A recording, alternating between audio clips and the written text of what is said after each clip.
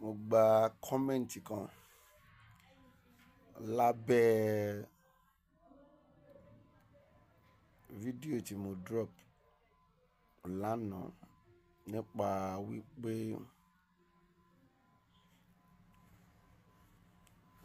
ọkùnrin tí ó jáde tó ní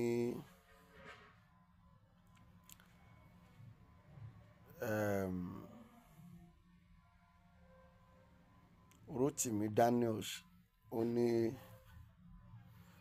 òun ló rán òun níṣẹ́ o,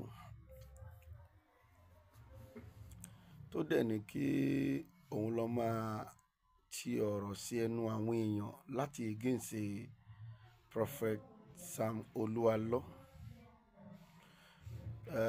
Látara fídíò yìí mo wá gba kọ́mẹ̀ntì kan níbẹ̀ pé bàbá ṣẹ̀yìn iṣẹ́ ń tèkì ọ̀gbẹ́ni serious ni, ọ̀gbẹ́ni tó jẹ́ wípé bó ṣe lọ ṣe rádaràda lọ́dọ̀ Àgbàlá Gabriel nìyẹn. Ẹ̀rí ẹ̀ ń pa mí. I know all of you have been brainwashed.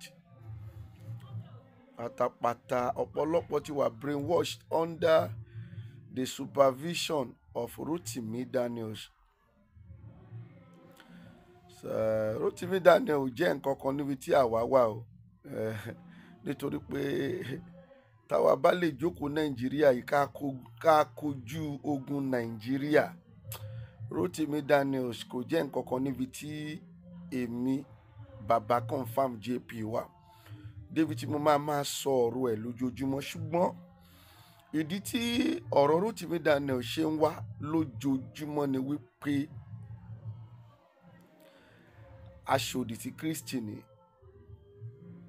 ó sì ń já àwọn ọmọ lẹ́yìn Kristi gbà làwa ṣe ń wá. Tí gbogbo ẹ̀yin pastor, ẹ̀yin ministers of God, tí ẹ ò bá tí ì rí wípé ohun tọ́lọ́run rán yín nìyí, àkókò ń bọ̀ lÓlúwa wí. Màá ṣe àfihàn fídíò bàbá kan tó pèrè ẹ̀ ní Primate Babatunde nínú bíbá. Ẹ̀kọ́ wo lẹ̀ ń kọ́ àwọn ọmọ lẹ́yìn nígbà tí ìwọ ń sọ fún àwọn ọmọ ṣọ́ọ̀ṣì ẹ wípé Ísírẹ́lì èṣù ni? Oh my God. Gbàtẹ́ ń sọ fún àwọn ọmọ lẹ́yìn pé Ísírẹ́lì, ẹ ní èṣù ní Ísírẹ́lì, ẹ̀kọ́ wo lẹ wá fẹ́ fi sílẹ̀ fáwọn ọmọ báyìí nígbà tó wáyé pé nǹkan báyìí ni ẹ̀ ń kọ́ àwọn ọmọ? Primate Babatunde Ayọ̀délé, èmi ti mọ̀ yín tẹ́lẹ̀, mo dẹ̀ ti wá fún yín rí nígbà tí ẹ sọ prophecy kan tó fail. Ẹ sọ, èmi náà jáde mo sọ tèmi. Nígbà tí ìsìn prophecy máa jáde, a rí pé prophecy yín fail and I come out for you. Ìṣẹ́ rí pé prophecy tẹ sọ, t'Olúwa ń sọ wípé prophecy yẹn irọ́ ni, tí mo dẹ̀ jáde fún pé àlóhun tẹ sọ yìí Olúwa ní irọ́ ni. Ìgbà tẹ́sí ẹ̀ dẹ̀ máa jáde nítòótọ́, àbájáde èsì prophecy yẹn náà irọ́ ló padà gbé jáde. Bàbá kí ló porúkọ ẹ̀ gan? Primate Babatunde Elijah Ayọ̀délé. Primate Babatunde Elijah Ayọ̀délé. Stop misleading people. Tẹ́ ẹ bá mọ ohun tó jẹ́ kẹ́ ẹ ṣe mọ́, tẹ́ ẹ bá ti dàgbà tó jẹ́ pé ọpọlọ yín ò dẹ̀ gbé ohun tí Olúwa rán yín mọ́, dẹ̀ panu mọ́. So I told many people that is watching me, mi ò bú àgbàlagbà, mi insult àgbàlagbà torí pé mi náà fẹ́ dàgbà. Ṣùgbọ́n kì í ṣe gbogbo àwọn àgbàlagbà àwọn ni ọpọlọ wà lórí wọn. Gbogbo ibi tí n bá ti rí àgbàlagbà tó sọ̀rọ̀ aláìlọ́pọlọ, pàápàá tó sọ̀rọ̀ láti bu omi tútù sínú ọkàn àwọn ọmọlẹ́yìn Kristi, tó sọ̀rọ̀ láti confuse àwọn ọmọlẹ́yìn Kristi, ó jẹ́ káwa lè bọ́ta. Ẹ̀yin ọlọ́pọlọ tó pé ẹ jọ̀ọ́ ẹ ṣàánú Kristi, ẹ bá wa share fídíò yìí. Ísírẹ́lì kì í ṣe èṣù. Bàbá yẹn ní Ísírẹ́lì èṣù ni. Ísírẹ́lì kì í ṣe èṣù. Ó ní Ísírẹ́lì ti jẹ́ èṣù. Ọ̀rọ̀ méjì náà mo fẹ́ discuss nínú fídíò yìí. But ẹ jẹ́ kí n discuss ẹyọ kan kí n kúrò ńbẹ̀. Màá padà nítorí pé mo fẹ́ fi ẹsẹ̀ bíbélì mo fẹ́ fi sọ̀rọ̀ lórí ọ̀rọ̀ Primate Babatunde Elijah yẹn. Mo fẹ́ fi ẹsẹ̀ bíbélì sọ̀rọ̀ lórí ẹ̀. Ẹni yẹn nìyí. Bóyá àwọn náà wàá mọ̀. Kí ló dé ẹ fẹ́ balẹ̀ ayé jẹ́? Gbogbo yín pátá ẹ ti gbà mí 666. Ẹ ṣàbẹ̀wò sí ń tọ́nu ọpọlọ àwọn èèyàn upside down. Ẹ ò fẹ́ jẹ́ kó mọ Jésù mọ́. Ẹ ń dayé àwọn èèyàn rú. Ẹ ń dọpọlọ wọn rú. Báwo ni yìí ṣe? Báwo la ṣe débi? Ọmọ ní mú yẹpẹrẹ alágbára wá di ọ̀lẹ. Alágbára Ísírẹ́lì dọ̀lẹ. Wọ́n dẹ́rù bà wọ́n jìnnìjì. Mo béèrè, mo sọ fún wọn láàárọ̀ pé ṣé Ísírẹ́lì yẹn ṣé Christian ni wọ́n? Ṣé ìlú tó dáa ni? Ṣé ìlú gidi ni? Ṣé ibi mímọ́ ni? Ibẹ̀ ń ṣe ibi mímọ́, ibi àlùṣètánì ni. Israel. Nígbà tí ẹ ń pa ọmọ kéékèèké, àwọn ọmọ inú, ẹ tó lóyún, ẹ blọọkì wọn, ẹ fún wọn lóúnjẹ, ìyà ń jẹ àwọn èèyàn ń kú, wọ́n ti pa èèyàn púpọ̀. Ẹgbẹ́ ẹ̀gbọ́n òótọ́ lè máa sọ fún yín. Israel ìlú ṣètánì ni. Ẹ gbọ́. Òun òbí. Àwa ni àwọn ọmọkọ ni wá. Ibi tí mo kàn fẹ́ sáré sọ́ńbì báyìí nìyẹn tó pé mo ṣì ń bọ̀ nípa fídíò bàbá yìí fúlì. Ó ní Ísírẹ́lì ìlú ṣètánì ni. Irọ́ ló pa o. Ìlú Ọlọ́run ní Ísírẹ́lì. Tí Ọlọ́run gan tó bá dá májẹ̀mú, kì wá ń ṣe májẹ̀mú kékeré, májẹ̀mú tó lágbára ni títí dọjọ́ ìgbéyìnde àlìkíámọ̀. Ẹ̀kọ́ wo làwọn yìí fẹ́ kọ́ ló wá ń kọ́? That is 666. Whenever tó bá ti lè rí wọn tó ti sọ̀rọ̀ tó yàtọ̀ sóhun tí Olúwa wí, ó ti di pé àwọn yìí aṣòdì sí Kristi ni wọ́n. Yeah. Ṣó jẹ́ kí irú Primate yẹn Babatunde Elijah Ayọ̀délé ṣó jẹ́ kóun jáde kó tún máa sọ̀rọ̀ ní ìjọ tí prophecy ẹ̀ ti fail? Ìjọ yẹn ló jẹ́ kó ti jókòó ẹ̀ jẹ́jẹ́. But ibi tó jẹ́ kí gbogbo ẹ̀yin ọmọ aráyé kẹ́ jà sí ẹ ò ní jà sí. Ẹ máa wo Tibetan. Ṣó jẹ́ kí Tibetan sọ̀rọ̀ lọ́jọ́ tí prophecy Tibetan ti fail? Ṣẹ́ni tọ́lọ́run ń rán prophecy máa ń fail? No. Ẹ ò lè rí prophecy Jésù kò fail rí láyé. Ìjọ tí prophecy Tibetan ti fail tó ti sọ pé àwọn kan ló máa gbé work up tí mo dẹ̀ jáde. No, Olúwa sọ pé kì í ṣàwọn. Nígbà tó máa play ball ó fail, prophecy ẹ̀ fail. Ìjọ yẹn ló jẹ́ káwọn èèyàn ti dẹ̀yìn lẹ́yìn ẹ mọ̀ títọ́. Ṣùgbọ́n nítorí pé tí èṣù bàbá yín lẹ̀ ń ṣe, gbogbo yín ti gba àmì 666. Gbogbo ìwọ tó bá jẹ́ pé tí Ọlọ́run ló ń ṣe ń tòótọ́ share fídíò yìí. Now lórí ọ̀rọ̀ bọ̀bọ̀ tó sọ wípé kí n má tèkì ọ̀gbẹ́ni tí ó sọ̀rọ̀ ọ̀rọ̀ Rótìmí yẹn serious. Ó ti kọ́kọ́ lọ bá Àgbàlá Gabriel jẹ́ listing. Ṣèbó olè náà ló mẹ́sì olè tọ́. Olè là ń fi ṣe olè ràn. Rótìmí Daniel orí bọ̀bọ̀ yẹn wípé òun lẹni tó lè ṣiṣẹ́ yẹn. O mọ̀ pé ẹni tó máa ń rán níṣẹ́ kú ni ẹni tó láìkì owó, ẹni tí wọ́n rán kó pa ọ̀gá ẹ̀, ẹni tó fẹ́ràn owó ni á sì pa ọ̀gá ẹ̀ nítorí owó. Wọ́n mọ̀ pé ó fẹ́ràn owó, wọ́n mọ̀ pé ó níṣòro, wọ́n mọ̀ pé ó níṣòro owó, wọ́n mọ̀ pé ó níṣòro ilé. Kì í ṣe pé ó níṣòro sẹ́ǹsì, ṣùgbọ́n ìṣòro tó ní ni kò sówó lọ́wọ́ ẹ̀. Ẹni tí ó bá dẹ̀ níṣòro yẹn tí yóò wá ní Jésù dáadáa nínú ẹ̀, wọ́n á rán níṣẹ́ bí. So that I just come to answer your question wípé no, ohun tí bọ̀bọ̀ yẹn ṣe Rótìmí gangan, ohun tí Rótìmí ràn òun ló lọ ṣe, kì í ṣe pé ó sọ̀rọ̀ lòdì sí Rótìmí. Ṣèbí aṣọ tí Rótìmí fún òun ló wà lọ́rùn ẹ̀ nínú fídíò tí mo máa àtàṣe. Wọ́n sẹ̀ǹdì ẹ̀ fún ni, wọ́n sẹ̀ǹdì definitely òun náà wà nínú tíìmù Fàájà. Wọ́n wá ń ran níṣẹ́ ẹbí. Ibi tó dẹ̀ ti mú òun náà ni wípé òun ló pe Rótìmí wípé òun ní information tóun fẹ́ fún wípé Prophet Sam Olúwa ló promise òun pé òun máa bóun rán òun lọ sí yunifásitì.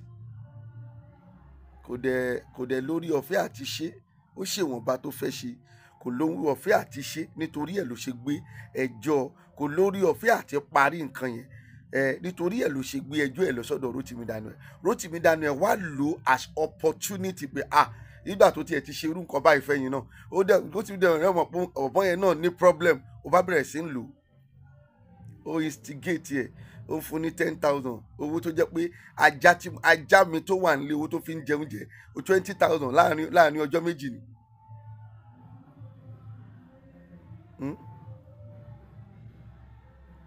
Láàrin ẹ̀ náà lọ sẹ́ndì aṣọ sí aṣọ Fàájà. Ẹ ò ní nǹkan kan tẹ́ ẹ fẹ́ fàjà. Bọ́lọ́run ò bá ti ní àkókò tó pẹ́ máa fàyàn jẹ́, ò lè fa ẹnikẹ́ni já.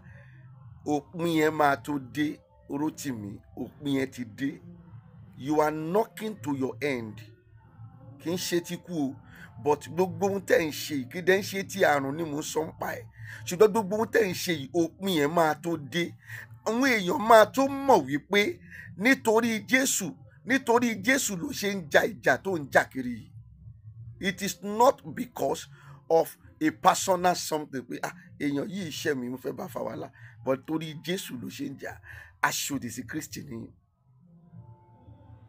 A máa àtàṣe fídíò tí bọ̀bọ̀ yẹn tún ṣe mọ́ fídíò yìí níbi tó ti jó aṣọ Fàájà, èyí tí ẹ̀yin fún pé kó lọ máa fi Fàájà kiri, ó tún ṣépè fún yín. Táwọn ò ní pè tá fẹ́ ṣe, ṣùgbọ́n àwa ń sọ òótọ́ ọ̀rọ̀. Àwọn èèyàn máa bìlí pé dà pé ó ní kankan tá a nídìí nínú, kò ní kankan. Ohun kan tí interest mi ni wípé ẹ ò gbọ́dọ̀ bu omi tútù sínú ọkàn àwọn tó fẹ́ sin Olúwa. Gbogbo ibi tá a bá ti rí wàhálà máa ṣẹlẹ̀ mẹ́. We will come for you people. Ẹ jẹ́ kó lé kálukú sí Ọlọ́run tó fẹ́. Sin Ọlọ́run tiẹ̀, ká sin Ọlọ́run tiwa. Bọ́lọ́run tiẹ̀ bá dára, kò dìgbà tó bá go against other people that is serving another God. Káwọn èèyàn tó wá sin Ọlọ́run ẹ̀. No. Kò dìgbà. I'm talking to everybody generally there. So àwọn nínú àwọn pastor tó dìde yìí náà, àwọn náà go against other churches. So I am talking to everybody. Kò dìgbà tó bá go against the other people. I am telling you. But if you do your own very well, perfect, good, people will come. Not until you go against people. Ewu wà ń bẹ, ìjìyà ìgbẹ̀yìn wà nínú ẹ̀. So I don't want to say more than this. But fún ìwọ tó sọ wípé irọ́ ni ó ń pa, irọ́ kọ́ ló ń pa o. Jọ fi adé Àgbàlá Gabriel kó fi dé Àgbàlá Gabriel o. Olóye ló lè mọ ohun tí mo ra sọ yẹn. Má mọ ọ̀rọ̀ Àgbàlá Gabriel jáde o. Nínú àwọn nǹkan tó wà nílẹ̀ ọ̀rá fi adé dé lórí o. Jẹ́ ká sọ ohun tó ń ṣẹlẹ̀ lọ́wọ́lọ́wọ́. Ìta bá ní ká máa tu, wàá padà rí pé láàárín bọ̀bọ̀ tá à ń sọ yìí pẹ̀lú Àgbàlá Gabriel, àwọn nǹkan kan náà ṣẹlẹ̀ níbẹ̀. Nìyẹn mo ṣe ní kó jọ fi adé Àgbàlá Gabriel dé lórí, fi sílẹ̀ lẹ́gbẹ̀ẹ́ kan. Má sọ̀rọ̀ nípa Àgbàlá Gabriel. Jọ fi sílẹ̀. Jẹ́ ká sọ ohun tó ṣẹlẹ̀ yìí. They use the boy as opportunity to go against Prophet Sam Olúalọ. That is why that one don't realize ohun tó ń ṣe yìí kò lè dá. Ó jáde fún yín padà. Òun ò ṣe mọ́, ó dìnnà rẹ̀. Ìwọ wo ẹni tẹ́ wo Rótìmí Daniel tó jáde tó wá ń parọ́ pé òun ò mọ bọ̀bọ́ yẹn. Bóun ò ní relationship pẹ̀lú ẹ̀. Ẹ̀dẹ̀ tún ṣe ń tẹ̀lé Rótìmí Daniel.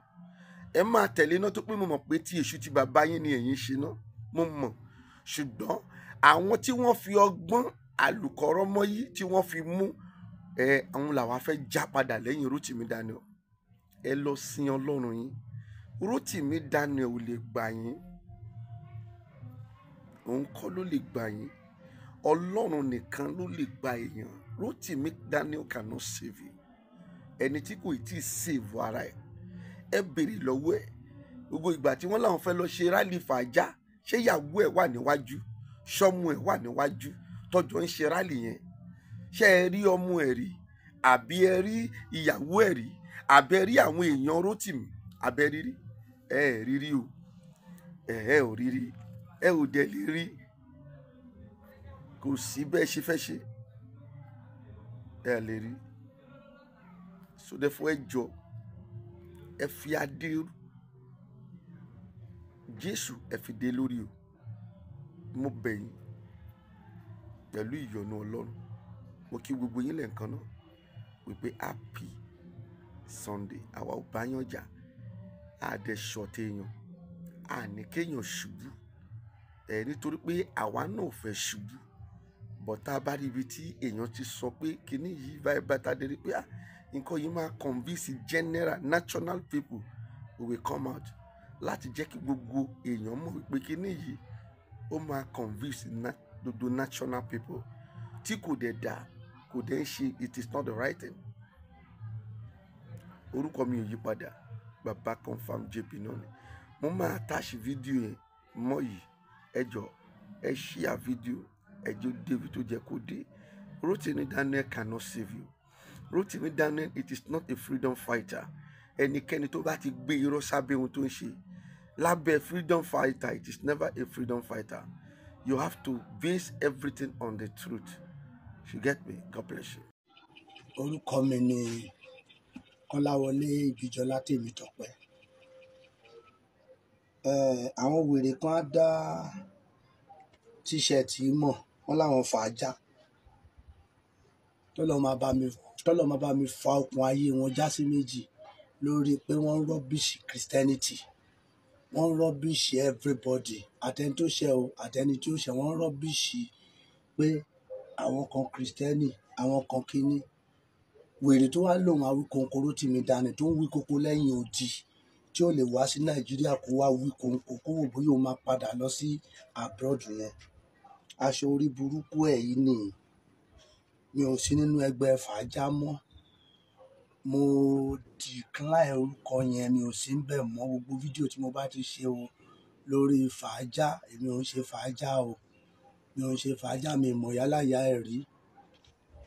Olórí burúkú ẹ̀ ó lọ purọ́ mọ́ mi. Ó ní mo fi fóònù ìyá tó ní ká lọ sọ fún tó instigate wa. Ìyẹn mi tí ì ní sọ̀rọ̀ lórí ẹ̀sìn yẹn ṣì ń bọ̀.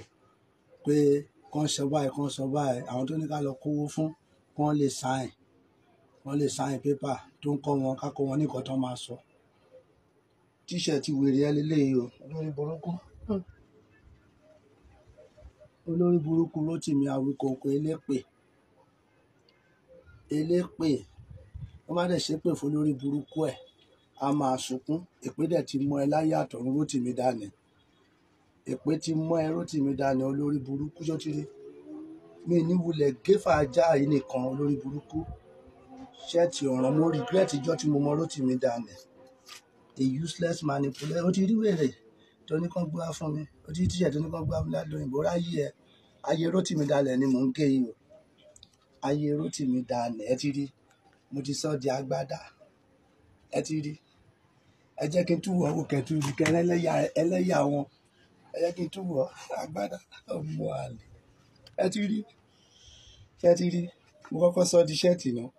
Ṣé ẹ rí fàájà? Ẹ rí olórí burúkú. Ẹ rí fàájà wọn. Mo ti sọ di ṣẹ́ẹ̀tì. Kí wọ́n á sọ di pieces. Kí wọ́n á sọ di pieces. Ẹ jẹ́ kọ́kọ́ wọ́n lẹ́nu. Ẹ ti rí. Ẹ ti rí. Ẹ ti rí. Fàájà. Ṣé ẹ rí fàájà olóṣì? Olórí burúkú máa ṣẹlẹ́yà ni. Ẹ ti rí. Fàájà ẹ̀.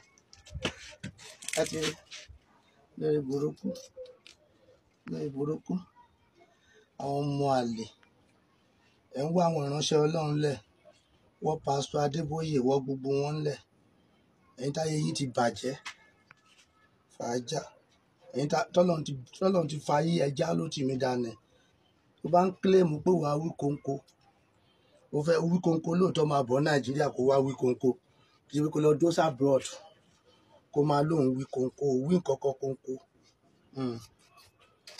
lọ dó abroad ó ló wí kóńkó lòsì ẹni yẹ̀yẹ́ ẹni ìyà ẹlẹ́sìn ẹlẹ́lẹ́sìn rìn ẹlẹ́lẹ́sìn rìn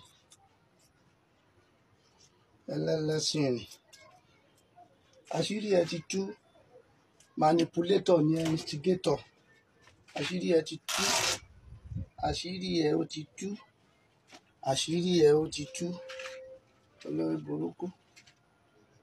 burúkú ni ẹ ọmọ àlè Rótìmí Daniel ìwọ tí ìyá ẹ ò ní jèrè ẹ ìyá tó bí ẹ Rótìmí Daniel ó ti fòbò jóná I pity the woman that gave birth to you mo pity ijọ́ tó ń dẹ̀jẹ̀ lé ẹ lórí mo pity ẹ ijọ́ tó ń da ẹ̀jẹ̀ lé ẹ lórí atẹ́gùn ò ní jẹ́ kíkí ní ìjọ mo pity ijọ́ tó ń dẹ̀jẹ̀ lé ẹ lórí ọmọ àlè lórí burúkú.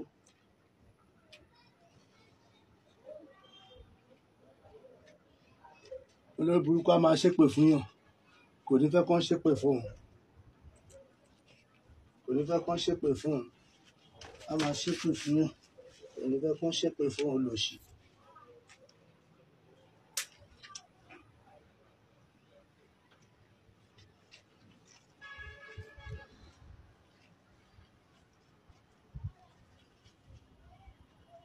Olórí burúkú ẹranko.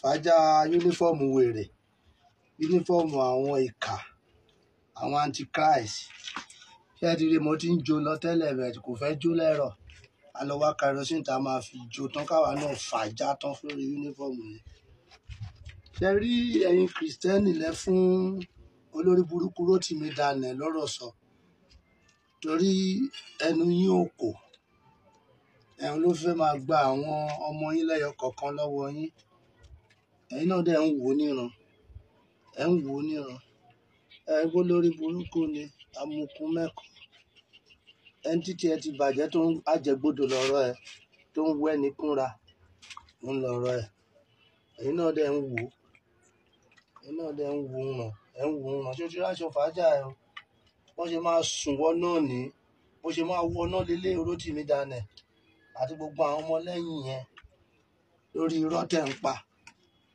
tó lọ purọ́ mọ́rù mi lórí irọ́ tẹ̀ ń pa kiri fáwọn èèyàn ayé yín bàjẹ́ òun lélẹ́yìí o ló fàájà olùgbò fa nǹkan kan já báyìí.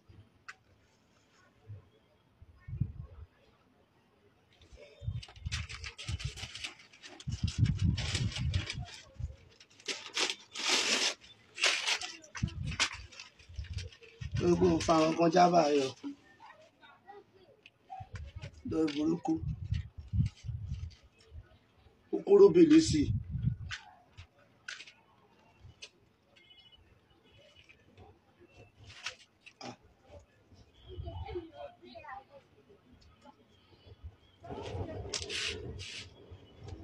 Ilé ló lọ tààràrà fàájà yúnífọ̀mù relé o ilé ló lọ tààràrà fàájà yúnífọ̀mù relé o ilé ló lọ tààràrà lórí burúkú ó lóun fàájà kí ló ń fàjà kí ló ń fàjà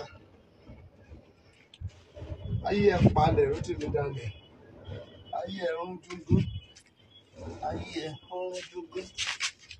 dúdú ẹ ti rí fàjà fídíò ti sìn ẹ rí bó ṣe ń rùn ẹ rí bó ṣe ń ẹ ti rí yúnífọ̀mù wèrè ẹ ní fídíò àbẹ́rẹ́ lórí burúkú fàájà ayé ẹ bàjẹ́ Rótìmí bọ́n ṣe máa sún ẹ níná nìyí o wọ́n ṣe máa sún ó tiẹ̀ ti ń jóná látàyè lọ sọ́run báyìí wọ́n Rótìmí Daniel ó ti rí ó tiẹ̀ ń disgrace àwọn bàbá nínú Olúwa. Rótìmí sì ń jó o as you can see Rótìmí is still burning the flesh is still burning ẹ ti rí bó ṣe ń jó ó ti kú sí ó ti translate sọ́run àpáàdì Rótìmí is now in hellfire burning. The idiot is burning in the hellfire. Rótìmí is burning in the hellfire. It's burning.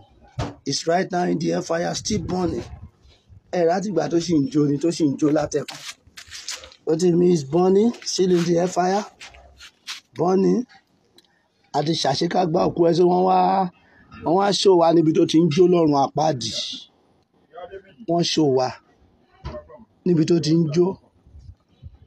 Wọ́n ṣó wa níbi tó ti ń jó tó ti ń reflect. Wọ́n ṣó wa níbi tó ti ń reflect. Nonsense. Orí ayé ẹ olóburúkú orí bí fàájà ṣe ń jó báyìí ṣé ti rí orí bí Rótìmí Daniel rí bó ṣe ń jó bó ṣe máa jó látàyè lọ sọ́run nìyẹn bí aṣọ yẹn ṣe jó níwọ Rótìmí Daniel ṣe máa jó ó máa jó látàyè lọ sọ́run olórí burúkú ẹni àìjírí ẹni àìjíkò ṣé ti ráyè ẹ lórí ó máa fídíò ẹ tó máa fi jó tán ni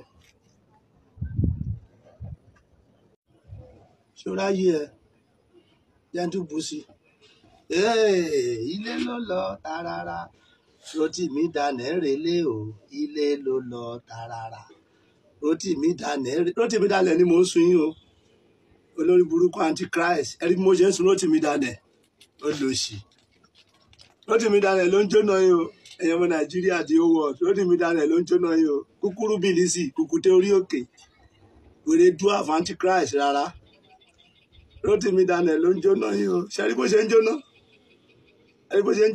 bó ṣe máa jóná látàyè lọ sọ́run nìyẹn olóṣì onírọ́ manipulator abanijẹ́ ò ní gbà yìí ìjọ tó bá dẹ́kun àti bàyàn jẹ́ náà máa bà ẹ́ jẹ́ Rótìmí Daniel bájọ ìṣèjọ orí pójó báyìí bó ṣe máa jó lọlẹ̀ tó máa kú nìyẹn àti ìyá ẹ tó wà Nàìjíríà bó ṣe máa jó kú ẹ nìyẹn àtijọ́ tó bá dẹ́kun àti máa bàyàn jẹ́ tó bá ti stop ẹ bó ṣe máa jó nìyẹn bó ṣe máa jó ó ti rí tó jó tán kúrúkúrú lórí kò fẹ́ jó tẹ́lẹ̀ ni mo lọ wá oògùn ẹ̀wà kerosene agbígá kò ṣe ayé ẹ̀ ṣe máa mú nìyẹn kerosene 300 lójú ẹyìn Rótìmí kerosene 300 òun ni o ti rí kerosene 300 lójú ẹrún gúnugún báyọ̀ Rótìmí ṣé ti rí Rótìmí kerosene 300 òun lójú ayé ẹrún gún ó yá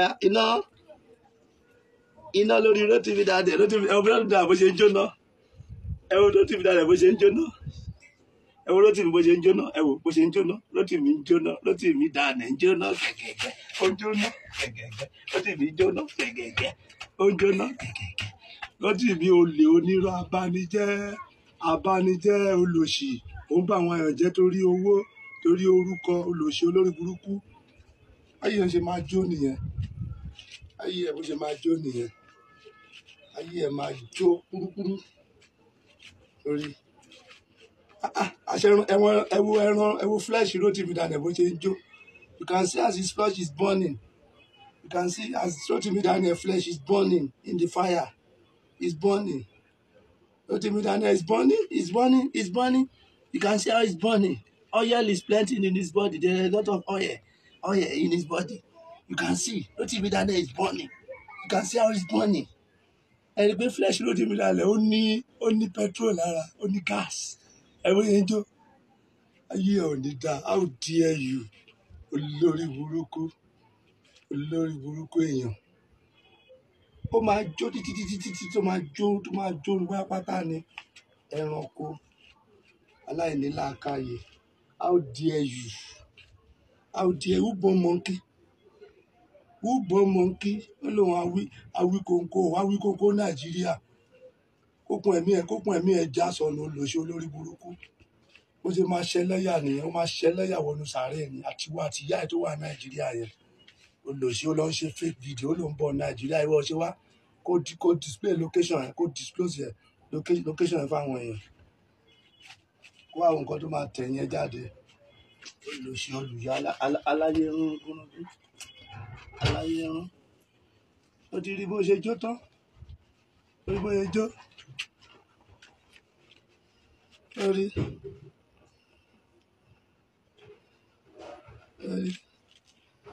Ó ti rí bó ṣe jó. You can see. You can see. Rotimi Daniel is burning. Rotimi is burning. Ẹ̀yin èèyàn ẹ̀ tí ẹ wá síbi ayẹyẹ ìkẹyìn Rotimi Daniel Awíkóńkó alẹ́yìn odi. Ẹ tí ẹ wá síbi wake-keeping, ẹ wá síbi burial ẹ̀. Àṣekágbá òkú Rotimi Daniel là ń ṣe yìí o. Ẹ ti rí ilé ló lọ tààràrà Rotimi relé o. Ilé ló lọ tààràrà.